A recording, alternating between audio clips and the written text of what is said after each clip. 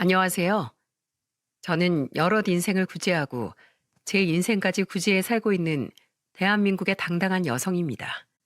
여러분, 얌전한 고양이가 부뚜막에 먼저 올라간다는 속담 아시나요? 네, 제가 딱 그 고양이랍니다. 물론 전 얌전하기만 한 고양이는 아니었어요. 하지만 조금이라도 사람 대접해 줄 때 절 가만히 뒀어야 할 시댁은 저를 못 괴롭혀 안달이었습니다. 그치만 전 제 양심의 문제와 어떻게든 사람 인생을 구제해야 한다는 일종의 사명감을 가지고 큰 일을 빵 하고 터뜨렸네요. 지금부터 그 이야기를 시작해 보겠습니다. 저는 원래 조용한 성격이라 처음부터 그 큰 사고를 빵 하고 터뜨릴 생각은 없었어요.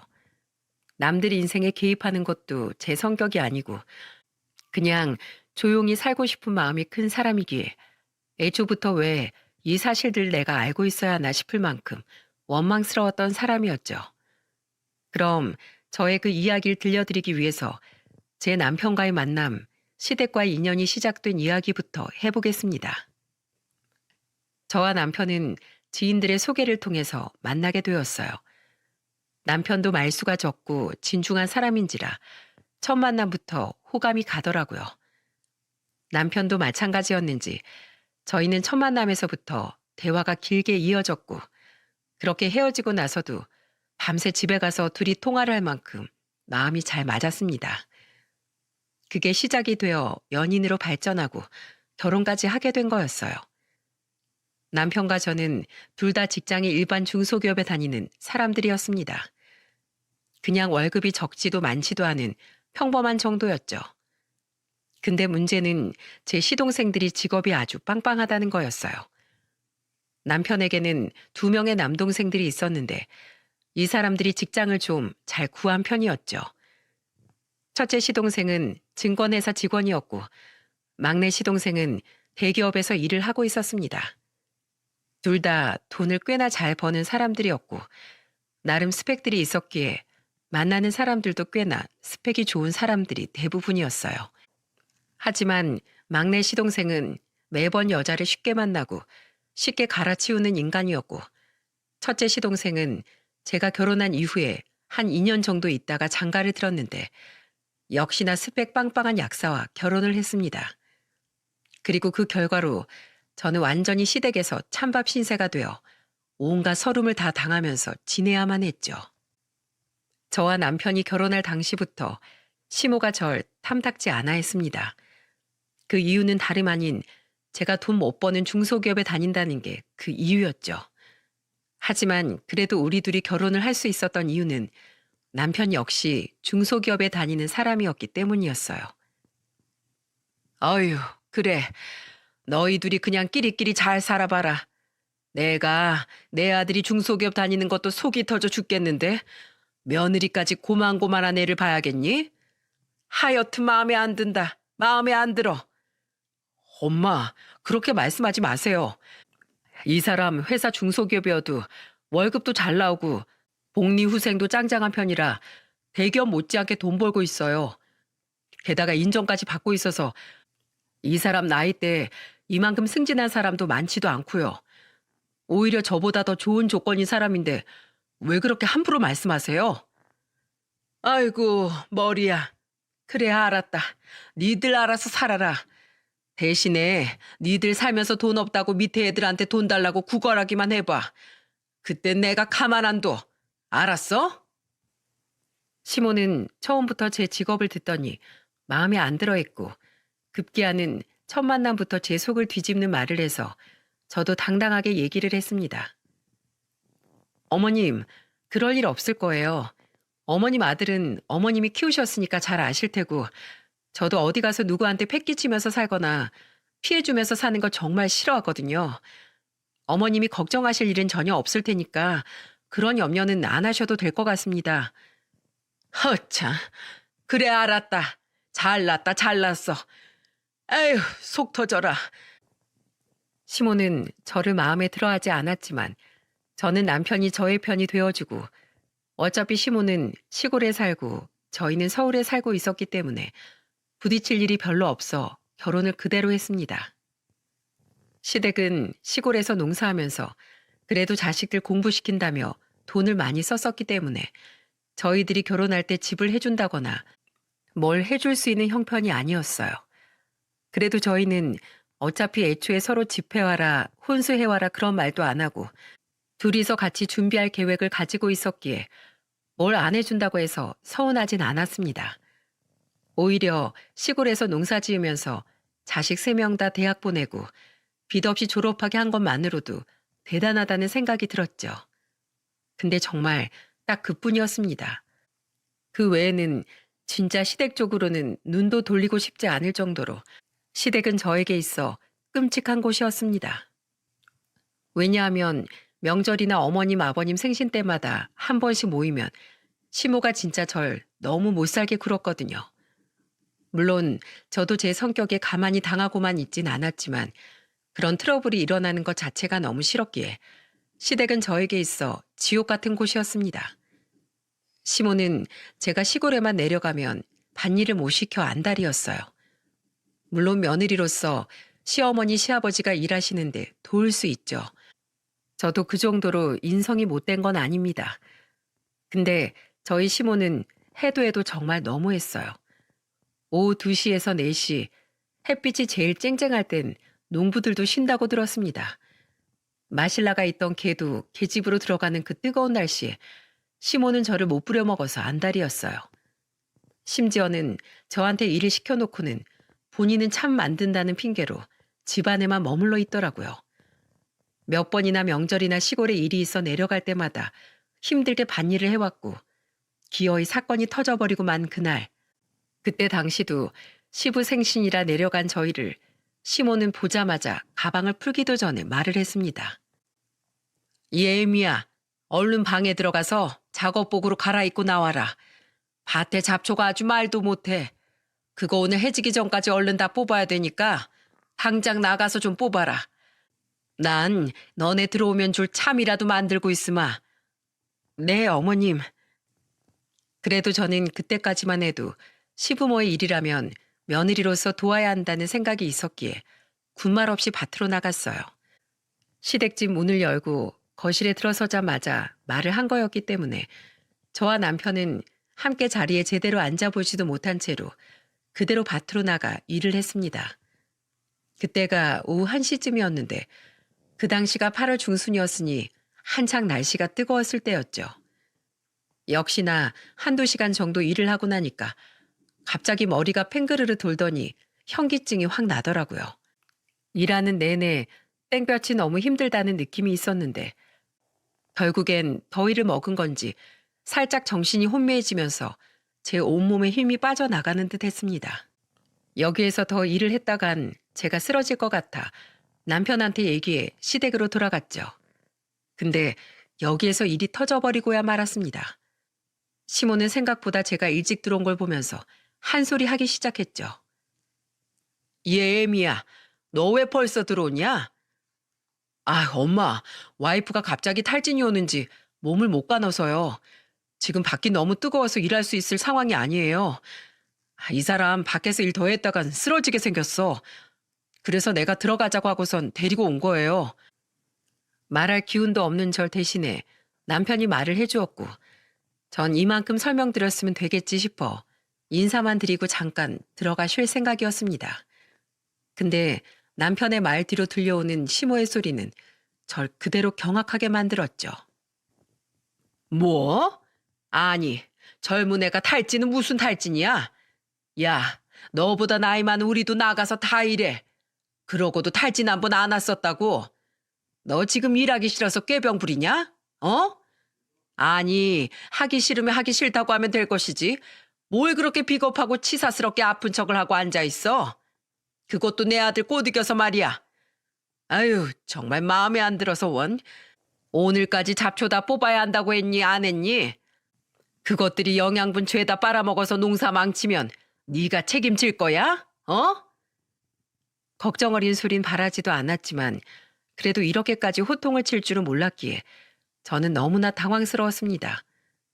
그리고 누가 봐도 입술까지 펄해져 얼굴에 창백한 끼가 도는 사람 앞에서 꾀병이니 뭐니 책임지니 많이 하는 그 말이 너무나 경악스러워 전 참으면 안 되겠다 싶어서 바로 말을 했어요. 어머님, 말씀이 너무 지나치시네요. 지금 누가 봐도 제 얼굴 창백한 거 안 보이세요? 어머님 눈엔 제 얼굴이 정상으로 보이세요? 제가 지금까진 진짜 그래도 며느리라 좀 참아봤는데요. 오늘은 도저히 안 되겠네요. 어머님 진짜 너무하세요. 제가 시댁에 올 때마다 한번 살갑게 대해주시길 했어요. 아니면 절 며느리로서 존중해 주시길 했어요. 오자마자 맨날 반일 혼자 다 시키시고 어머님은 새참 만든다고 하시면서 하루 종일 집안에 계시면서 아무것도 안 하셨잖아요. 새참 만든다고 하시는 분이 언제 한번 새참을 내주신 적은 있으세요? 집에 들어오면 TV 틀어놓고 마냥 누워 계시잖아요. 그리고 지금 어머님 밖에 한번 나가보세요. 사람이 일하다가 쓰러져도 안 이상할 날씨예요. 제가 오죽하면 들어왔을까요? 오죽하면. 어머니 그러시는 거 아니에요. 저도요. 저희 엄마 아빠한테 귀한 딸이라고요. 저는 정말 온몸에 힘이 다 빠진 상태였는데도 불구하고 억울함이 솟구쳐 있는 힘껏 따지게 되던 거 있죠. 그리고 저의 반항에 시모는 적잖이 당황한 듯 했습니다. 근데 지기 싫은 마음이 더 컸는지 오히려 더 크게 성질을 내더라고요. 야야, 안 죽어, 안 죽는다고. 그까짓 거 쓰러지는 게 뭔 대수라고 그렇게 말이 많아? 넌 네 귀한 자식 대접만 받고 싶고 네 부모 공경하는 건 죽어도 싫으냐? 어? 그럼 네 시애미 시애비가 이 더운 날에 나가서 잡초 뽑고 있으리? 그 말이 아니잖아요. 어머님 아버님도 힘든 거 저도 똑같이 힘들다고요. 이 날씨엔 장정이 나가서 일해도 힘든 날씨예요. 농사 지으시는 분이 그 정도는 이미 다 알고 계시잖아요. 저 앞으로는 이렇게 부당한 대접 받으면선 일 안 하겠습니다. 저도 앞으로는 저를 좀 아껴야겠어요. 안 그러면 시댁에서 반일하다 죽은 귀신 될 것 같네요. 오늘은 아버님 생신 축하해드리려고 온 거니까 선물만 전해드리고 갈게요. 그리고 몸이 안 좋아서 더는 여기 못 있을 것 같아요. 이만 가보겠습니다. 저는 대들다시피 시모에게 말하고는 그 자리를 박차고 나와버렸어요. 뒤따라 남편도 절 따라서 나왔고 시모는 마당까지 따라 나와서는 막 제 뒤통수에 대고 욕을 하더라고요. 하지만 그것도 아랑곳하지 않고는 그대로 나와버렸습니다. 한번 그렇게 속에 있는 말을 하고 나니까 그제서야 숨통이 트이더라고요. 역시 사람이 할 말은 하고 살아야겠다 싶은 걸 그때 느끼게 되었죠. 그 이후부터는 시댁에 가서도 저는 할 말 다 하면서 살았습니다. 하지만 시모는 나아지질 않았어요. 오히려 더 심해졌죠. 시모의 시댁살이가 더 심해진 건 첫째 동서가 들어왔을 때부터였습니다. 제가 결혼하고 나서 얼마 안 되어 동서가 결혼을 하겠다고 집에 인사를 왔는데 저는 시모의 얼굴에 그렇게 환한 미소가 있는지 그때 처음 알았지 뭐예요. 어머나, 우리 며느리 약사라고 그랬지? 아유, 훌륭하네, 훌륭해. 부모님이 참 잘 키우셨어. 약사 되는 게 그렇게 어렵다던데 어떻게 그 어려운 걸 했어? 너무 기특하구나. 아니에요, 어머님. 과찬이세요. 시모는 자신의 둘째 며느리가 아주 예뻐 죽겠다는 듯 말을 하더라고요. 그러면서 저한테는 하는 소리가 뭔 줄 아시나요? 예, 넌 거기 멀뚱히 서서 뭐하니? 가서 과일이라도 깎아가지고 내와.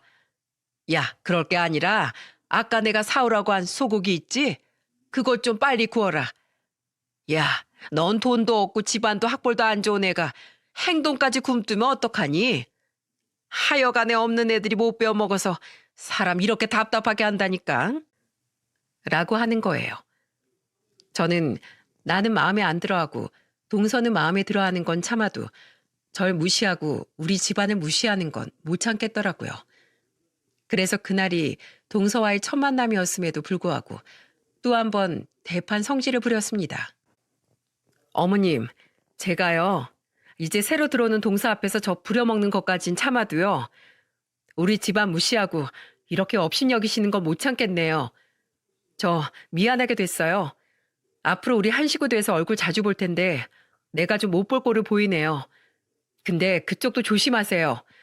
집안에 돈 없고 학벌 안 되고 직장 수준 떨어지면 바로 하녀 취급 당할 수 있으니까 약사직거 꼭 잘 지키세요. 아셨죠? 안 그럼 내 꼴 납니다. 어머님, 이 좋은 날, 전 오늘도 더는 시댁에 못 있겠네요. 어머님이 좋아하시는 둘째 며느리랑 어디 좋은 시간 보내세요. 전 빠져드릴게요. 라고 이야기하고는 남편과 함께 나와버렸습니다. 당시 예비동서는 당황하는 눈초리를 보였지만 예비동서 앞에서 구겨진 자존심이 더 중요했기에 그쪽에 대한 예의를 차릴 만큼의 정신은 없었습니다. 그리고 그날부터 시모의 차별은 점점 더 심해졌고 전 날이 갈수록 시댁과는 거리를 두고 생활을 해야 했습니다. 예비동서는 그래도 좀 개념이 있는 사람인지 시모가 아무리 절 차별을 해도 저를 하대하거나 무시한다거나 그런 일은 없었어요. 근데 거기에서 또 문제는 바로 시동생들이었죠. 사실 남편의 형제 중에서 정상은 저희 남편밖에 없었어요. 그중 제일 개차반은 막내 시동생이었는데 둘째 시동생은 그래도 회사 다니면서 성실하게는 살고 있었지만 문제는 한 번씩 사고를 턱턱 친다는 거였죠. 아무래도 증권회사에 다니기 때문에 이리저리 투자에 대한 유혹이 많은 듯 하더라고요. 그래도 사고 쳐도 혼자 치고 혼자 수습했기에 저한테 오는 피해는 없었습니다. 근데 저도 모르는 새 피해를 입은 사실이 드러나게 되었어요. 저도 전혀 몰랐던 사실인데 남편이 어느 날 엄청 고민스러운 표정으로 저한테 말을 걸더라고요. 무슨 일인가 싶어서 물었더니 그때 저는 남편의 말을 듣자마자 이 말을 탁 짚을 수밖에 없었습니다. 왜냐하면 남편이 저도 모르게 시동생한테 돈을 빌려줬었던 게 아니겠어요? 여보, 내가 진짜 미안한데 둘째가 돈을 좀 빌려달라고 해서 얼마 전에 좀 빌려줬어. 뭐? 얼마나 빌려줬는데? 그게 5천만 원 정도 돼. 뭐라고? 5천만 원? 아니 당신 설마 우리 적금 만기된 것들 모아놓은 거 건드렸니? 둘째 자식이 하도 급하다고 회사에서 자기가 사고를 하나 쳤는데 그걸 돈으로 안 메꾸면 회사에서도 잘리고 신고까지 당해서 감방 들어갈 수 있다고 하더라고. 뭐 감방까지는 안 가더라도 자칫하다간 벌금 물 수도 있다고 하는데 그렇게 되도록 둘 수가 없잖아. 그래서 빌려줬어. 근데 딱 석 달만 쓰고 준다고 해서 난 당신 몰래 쓰고 다시 돌려놓으려고 했는데 이 녀석이 지금 벌써 5개월이 지났는데도 안 줘서 말이야. 여보, 내가 진짜 미안해. 내가 진짜 책임지고 받을게. 정말이야. 당신 미쳤어? 그 돈이 어떤 돈인데 그걸 턱하니 내줘. 진짜 내가 당신 때문에 진짜 못 살아. 미안해. 근데 이거 재수 씨도 몰라. 재수 씨 임신하고 있어서 이 사실 알면 난리 날 거라고 꼭 비밀로 해달라고 해서 말 못했어. 내가 이 문제는 어떻게든 해결할 테니까 당신도 날 좀 믿고 기다려주고 재수 씨한테만큼은 제발 말하지 말아줘. 알았지? 미안해 진짜. 저는 남편의 말을 들으면서 속이 터지는 줄 알았습니다. 하지만 어쩌겠어요. 이미 엎질러진 물인 것을. 저는 당시 임신하고 있던 동서를 위해서라도 우선은 비밀로 하고 바로 시동생에게 전화를 해서 따졌습니다. 근데 역시나 이 사람은 갚는다고 하더니만 계속해서 미루더라고요. 안 되겠어서 더 전화를 해서 뭐라고 했더니 글쎄 저는 분명 시동생에게 전화를 했는데 그 전화를 시모가 받는 게 아니겠어요? 그때가 주말이었는데 둘째 시동생 네가 그날은 시골에 내려가 있었나 보더라고요. 근데 그렇다 하더라도 제가 건 전화를 시모가 받았다는 게 좀 어이가 없었죠. 근데 시모가 전화 받는 것까진 그렇다 치더라도 그 뒤에 이어지는 말이 저를 더 황당하게 만들었습니다. 야, 너 왜 내 둘째 아들한테 전화해? 너 지금 돈 독촉하려고 전화했지? 내가 다 들었어. 야, 네가 사채업자야 뭐야? 조폭도 아니고 왜 자꾸 전화해선 돈 갚으라고 난리냐고. 너 나한테 신고당해 볼래? 어? 불법 추심으로 나한테 신고당해 볼 테냐고. 어머님, 돈 5천만 원 빌려가 놓고 갚기로 약속한 날짜가 한참 지났는데도 입 싹 닫고 있는 사람한테 제가 그럼 가만히 있어야 하나요? 생각을 해보세요. 무려 5천만 원이라고요. 그 돈이 저희한테 얼마나 큰 돈인지 아세요? 이게 뭐야. 그러니까 그 쥐꼬리만한 월급 받으면서 사니 고작 5천만 원에 벌벌 떨지. 너 그깟 5천만 원 우리 둘째가 마음만 먹으면 금방 벌어. 알어? 그때 딱 갚을 테니까 잔말 말고 기다리고 있어. 시모는 그 뒤로 전화를 확 끊어버렸습니다. 정말이지 이 황당한 상황에 제가 뭘 어떻게 해야 하나 순간 고민이 되더라고요. 바로 가서 시댁에서 깽판을 칠까도 생각했지만 그래도 가족이기에 전 한 번 더 참아주기로 했습니다. 그리고 다시 한번 시동생과 이야기해서 정확한 날짜를 약속받아야겠다고 다짐을 했었죠. 그렇게 때를 보고 있던 중에 이번엔 그 망나니 같은 막내 시동생이 결혼을 하고 싶다며 여자를 데리고 왔더라고요. 근데 참 거기에서는 대책이 없어도 너무 없었습니다. 사실 시동생에게는 아주 크나큰 비밀이 하나 있었어요. 그건 누구한테도 떳떳하게 말 못할 아주 큰 비밀이었죠. 근데 역시나 새 예비 동서에게도 전혀 말을 하지 않았나 보더군요. 새 예비 동서는 싹싹한 게 제가 봐도 예쁘고 사랑스러웠습니다. 그리고 막내 시동생보다도 무려 7살이나 어린 여자였어요. 한창 20대 중반의 나이에 명문대 나오고 대기업 식품회사에 취직해서 다니고 있으니 얼마나 또 시모가 좋아했겠습니까? 이번에도 다 같이 모인 자리에서 시모는 절 차별하더라고요. 정말 너무 괘씸했지만 그래도 전 이 동서라면 막 나가는 우리 시동생 인생을 구제해 줄 수 있지 않을까 싶어서 엄청난 비밀을 알고 있는데도 불구하고 우선은 말하지 않고 참았죠. 근데 이 시모와 시동생이 숨긴 건 그 엄청난 비밀 말고도 또 있었습니다. 그건 바로 시동생의 직업이었죠. 아니, 직장은 속인 게 아니었어요.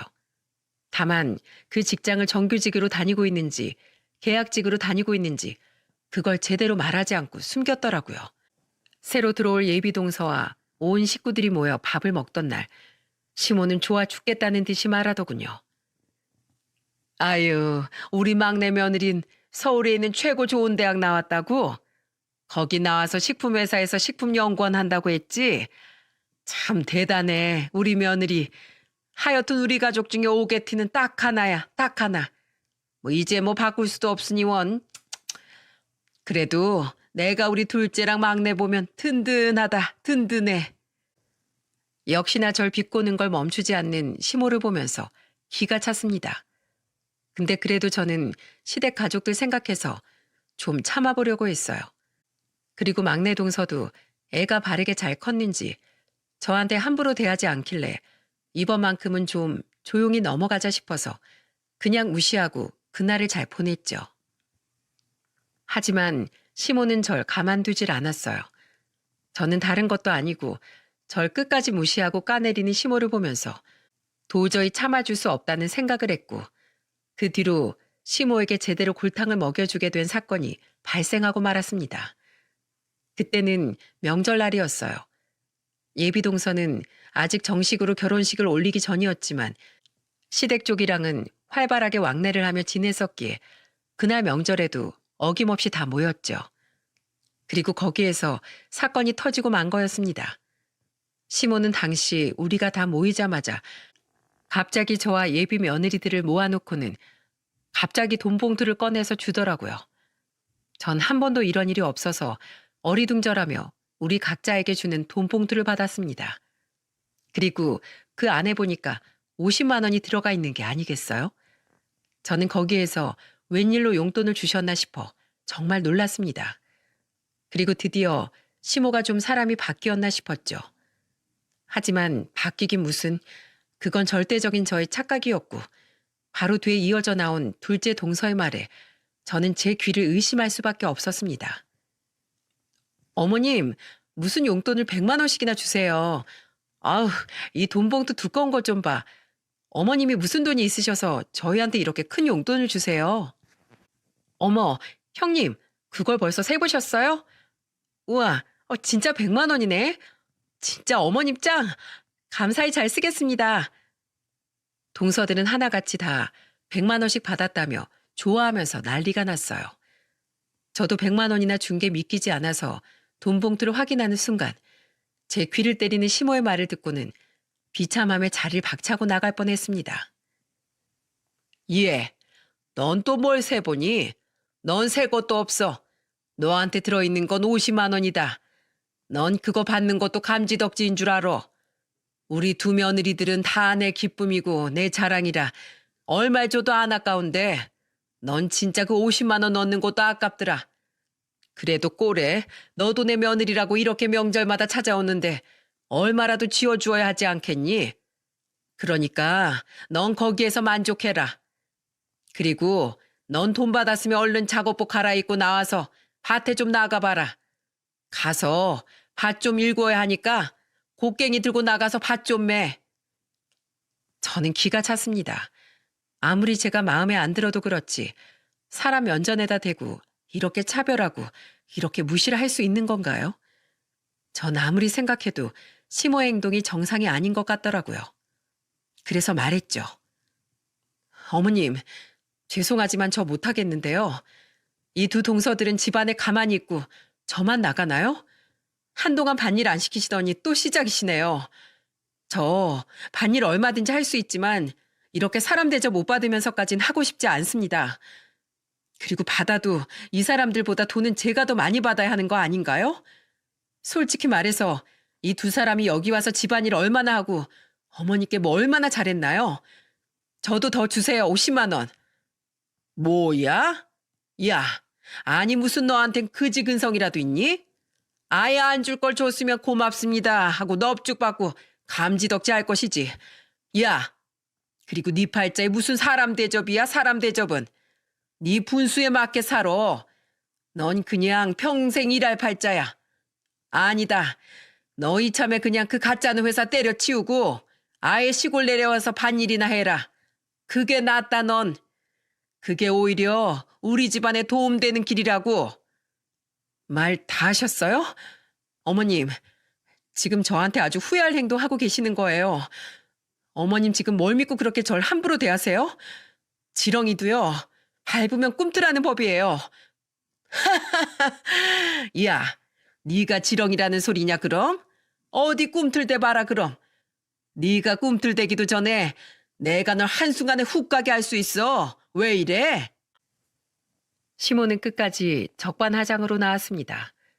전 여기에서 도무지 참을 수가 없더라고요. 그리고 이딴 시모에게 시집 오는 예비 동서도 또 아무것도 모르는 채 순진무구하게 살고 있는 둘째 동서도 불쌍하게 느껴졌죠. 그리고 이 두 여자의 인생을 망치려 드는 시모와 시동생을 보고도 가만히 둘 수가 없어 저는 큰 결심을 하고 대판 사고를 쳐버렸습니다. 그건 바로 제가 알고 있는 큰 비밀들을 죄다 폭로해버리는 거였죠. 근데 어디 시시하게 그냥 바로 다 까발릴 수 있나요? 전 제가 알고 있는 키를 10분 활용해서 그동안 마음고생했던 걸 싹 다 풀어버렸답니다. 어머님, 저보고 지금 꿈틀 해보라고 하셨죠? 좋아요. 지렁이가 꿈틀거리면 얼마나 무서운지 알려드릴게요. 그리고 어머님은 저 한순간에 훅 가게 할 능력도 없으시잖아요. 오히려 그 능력은 저한테 있는 것 같은데 그걸 너무 잊고 계시네요. 뭐야? 야, 너 대체 무슨 꿍꿍이야? 무슨 꿍꿍이냐고. 어머나, 꿍꿍이라뇨? 이건 꿍꿍이가 아니고 제가 알고 있는 사실을 그냥 우리 불쌍한 동서들한테 좀 말해줘야 할 것 같아서 하는 소리인 거예요. 아휴, 우리 불쌍한 동서들. 야, 얘네가 왜 불쌍해? 뭐가 불쌍해? 뭐가 불쌍하냐고요? 그건 들어보면 아시겠네요. 먼저 우리 첫째 동서부터. 우리 첫째 동서는 알고 있나 모르겠네. 아, 이걸 말해야 되나 말아야 되나. 야, 애미야, 너 지금 무슨 소리 하려는 거냐? 어? 너 왜 이래? 시모는 그제서야 제가 무엇을 말하려는지 눈치챘는지 그때부터는 안절부절하기 시작하더라고요. 그리고 저를 막 말리기 시작했죠. 하지만 이미 제 말이 동서의 귀에 들어갔기 때문에 동서는 저한테 막 물어봤습니다. 형님, 말씀해 주세요. 제가 뭘 알고 있어야 하는 건데요. 어머님, 저 들어야겠어요. 도대체 제가 알아야 하는 일 중에 저만 모르고 두 분은 아는 얘기가 뭐가 있는 건데요? 동서, 너무 흥분하지 마. 나랑 어머니만 알고 있는 건 아니고 동서 남편이랑 우리 남편도 다 알고 있는 내용이니까. 어머나, 그럼 동서만 지금 모르고 있는 게 되는 건가? 어머나 세상에.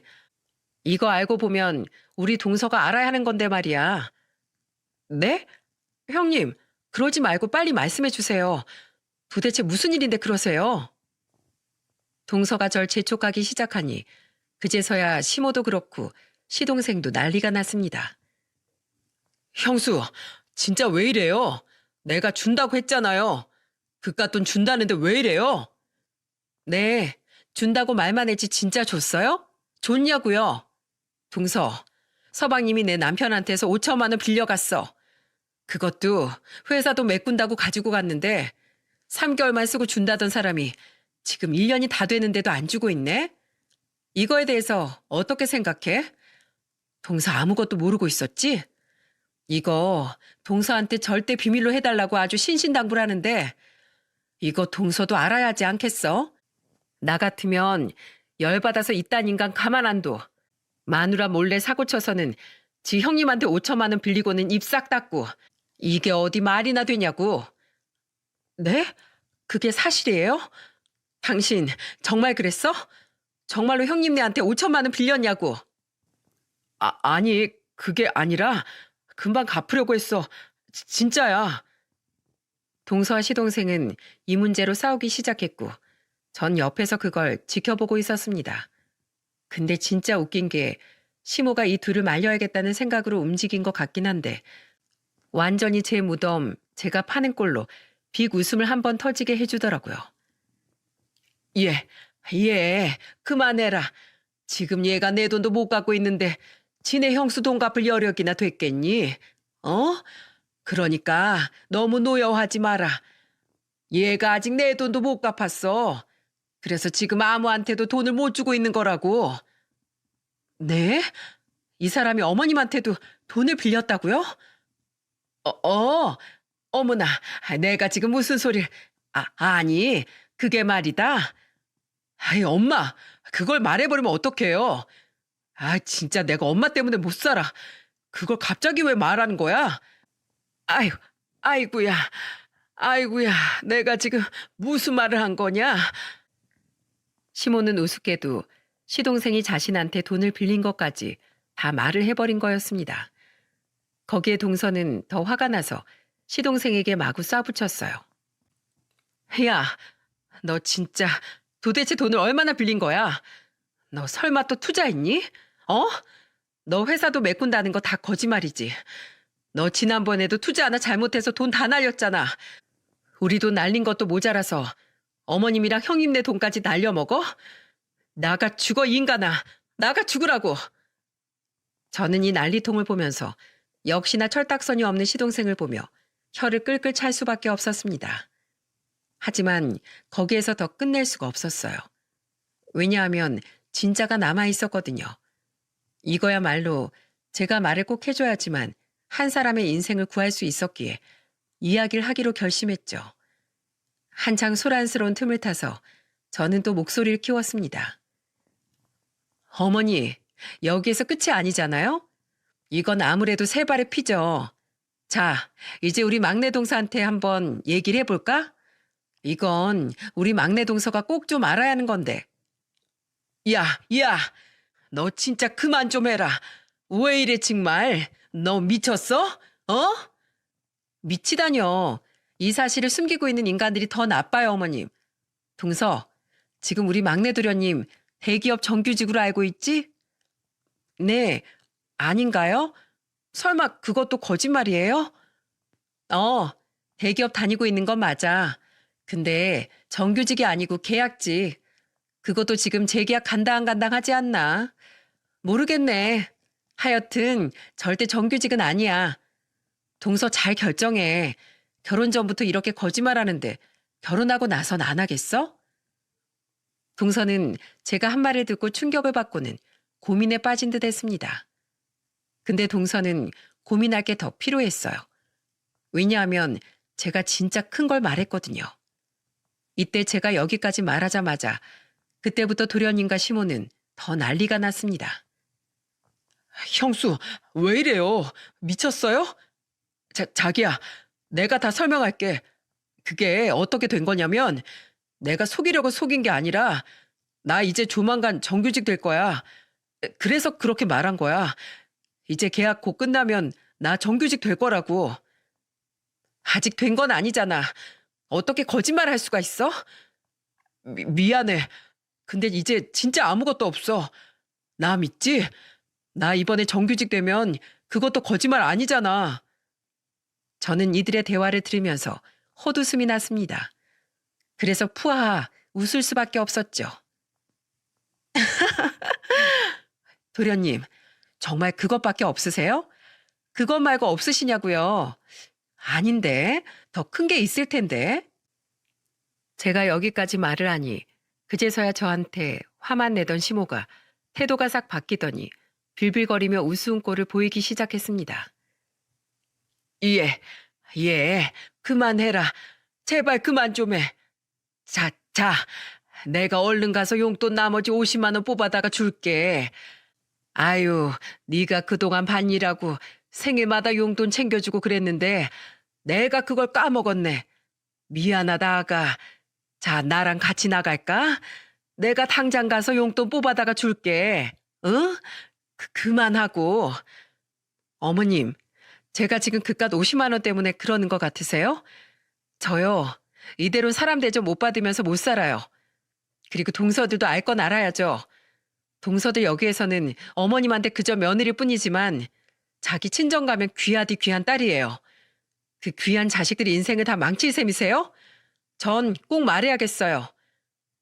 야, 그럼 내 아들들은 어쩌라고? 어머님 아들 살리자고 남의 자식을 죽여요? 어떻게 그렇게 이기적이세요? 제가 결심을 돌릴 틈이 없어 보이자 이번에 시모는 자기 첫째 아들을 공략했습니다. 야, 네가 좀 애미 말려봐라. 쟤 왜 저러냐? 아니 갑자기 왜 저래? 어? 네가 좀 빨리 말려봐. 엄마, 그쯤 하세요. 저 사람 말 다 맞아요. 대체 어디까지 숨길 생각이셨어요? 언제까지 말씀 안 하실 생각이었냐고요? 손으로 하늘을 가려보세요. 가려지나. 여보, 말해. 이건 말해야 돼. 저 막내 재수 씨 꼭 들으셔야 합니다. 결혼 전에 아셔야 할 게 있어요. 이거 잘 듣고 결혼할지 말지 판단하세요. 남편은 아주 든든하게 제 편이 되어주었고 저는 남편을 의지하고 당차게 말했습니다. 동서는 동서 예비 남편에 대해 어디까지 알고 있다고 생각해? 얼마나 알고 있다고 생각하고 있는 거야? 이야, 그만해. 제발 그것만은 말하지 마라. 제발. 제가 운을 띄우자 시모는 더 길길이 날뛰면서 흥분했습니다. 근데 이미 절 막을 순 없었어요. 왜냐하면 이때부터는 동서가 들고 나섰거든요. 아니에요, 어머님. 저 들어야겠어요. 지금 대기업 정규직이라고 속인 것도 어이없는데 이것 말고도 또 거짓말한 게 있다고요? 뭐예요? 그게 대체 뭐냐고요? 저 알아야겠어요. 당장 말씀해 주세요. 동서, 도련님한테 애 있는 거 알아? 막내 도련님한테 애 있어, 애. 네? 뭐라고요? 애가 있다고요? 세상에, 애가 있다뇨? 제가 여기까지 말을 뱉어버리자 시모는 망연자실한 채로 그대로 주저앉았습니다. 그리고 막내 도련님이 길길이 날뛰기 시작했죠. 형수, 진짜 왜 이래요? 내 인생 망치려고 작정했습니까? 예? 그리고 그 애가 내 애라는 거 그거 확실하지도 않은 건데 왜 근거 없는 소리를 내뱉어요? 예? 확실하지 않다뇨. 도련님 자식 맞잖아요. 진짜 끝까지 나쁜 놈이시네요. 오빠, 진짜야? 애라니, 그게 무슨 소리야 대체? 제대로 설명해. 아니, 그게 전에 만났던 여자친구가 있었는데 임신을 했다는 거야. 근데 그게 내 자식인지 아닌지 어떻게 아냐고. 그리고 애 낳기도 전에 헤어졌어. 진짜야. 지금은 연락도 안 돼. 도련님, 말은 똑바로 하세요. 연락도 안 되는 게 아니라 도련님이 일방적으로 연락을 피하는 거겠죠. 얼마 전에 저한테 연락 왔었어요. 도련님도 어머님도 연락이 안 된다고. 그 여자도 집안 가난하다고 어머님이 결혼 전부터 얼마나 갈구셨어요. 근데 임신해서 어쩔 수 없이 결혼시키려고 하셨죠? 근데 도련님이 그것도 싫다면서 뻥 차버렸잖아요. 그 대신 양육비 준다는 조건으로 헤어져 줬는데 지금까지 양육비 한 번 주고 말았다면서요? 오죽하면 애 낳고 몇 개월을 미혼모 센터에서 지냈대요. 양심에 안 찔리세요? 네? 어떻게 사람이 그렇게 뻔뻔해요? 오죽 힘들었으면 나한테 다 연락을 했을까? 제가 너무 불쌍해서 그날 300만 원 보내줬다고요. 아세요? 제발 정신 똑바로 차리고 인생 제대로 사세요. 제가 모든 사실을 다 말해버리자 동서는 놀란 눈이 더 커져 토끼 눈이 되어버렸습니다. 그리고는 정말 상상하지도 못할 행동을 했죠. 그건 바로 시동생의 뺨을 때려버리는 거였어요. 짝! 이 파렴치한 같은... 야, 네가 지금 그러고도 나랑 결혼을 하려고 했어? 이 나쁜 놈아. 너랑은 끝이야. 이 시간 이후로 나한테 한 번만 더 연락해봐. 너네 가족들 죄다 사기죄로 내가 몽땅 고소해버릴 거니까. 동서는 그 자리에서 말을 하고는 집에서 나가버렸습니다. 정말이지 모든 것이 다 초토화가 된 상황이었어요. 시부는 이 한심한 상황에 밖에 나가 담배만 피고 계셨고 첫째 동서가 시집 오기 전에 일어난 일이라 막내 도련님의 이 사실에 대해선 전혀 모르고 있었기 때문에 충격을 받은 표정이었죠. 시모도 망연자실해서는 바닥에 널브러져 앉아 있었습니다. 그리고 그 모든 상황이 벌어진 이후에 막내 도련님은 예비 막내 동서가 집을 나가자마자 표정이 무섭게 돌변하더니 저에게 막 돌진을 하더라고요. 하지만 저한테 끝까지 올 수는 없었습니다. 왜냐하면 그대로 남편이 막아섰거든요. 야, 그만해라. 네가 잘못 살아낸 걸 왜 내 마누라한테 분풀이하려고 해? 내 마누라가 말 안 했으면 내가 말했을 거야. 너 그 전 여자친구 인생 그렇게 망쳐놓고 또 누구 인생을 망치려고 그러는 거야? 이쯤에서 끝난 걸 감사히 여겨. 그리고 내 마누라 털끝 하나만 건드려봐. 내가 너 가만 안 둬. 제 남편이 키도 크고 덩치도 컸기에 막내 도련님은 거기에서 그대로 깨갱할 수밖에 없었습니다. 하지만 분은 안 풀리는지 온 집안 물건을 다 던져버리고는 집 밖으로 나가버리더라고요. 그리고 그 상태를 보면서 저는 마지막으로 시모에게 말했죠. 어머님, 저 원망하지 마세요. 알아야 할 걸 모두가 다 안 것뿐이에요. 막내 도련님, 전 예비동서, 저한테 연락하기 전에 어머니께 먼저 연락했다면서요. 여기에 찾아오기까지 했다던데. 근데 어머님은 그 애기 들고 있는 사람을 문전박대하고 찬물을 뿌려서 내쫓으셨다면서요.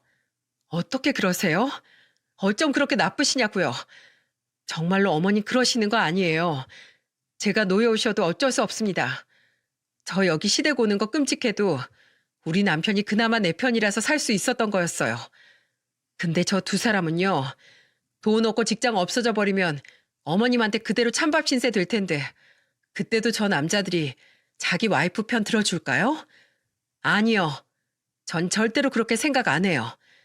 지금도 이렇게 자기 살겠다고 와이프건 여자친구건 죄다 속이고 사는 사람들인데 제대로 편 들어줄 리가요. 전 오히려 제가 잘했다고 생각합니다. 저 두 사람 인생 구제했다고 생각해요. 그러니 저 원망스러우셔도 어쩔 수 없어요. 그리고 저 여기 2번 다시는 안 와요. 저 사람 취급 사람 대접조차 안 해주는 곳 저도 더는 싫습니다. 전 아무런 말도 못하고 있는 시모를 두고 나와버렸어요. 그 뒤로 저는 시댁엔 한 번도 가질 않았죠.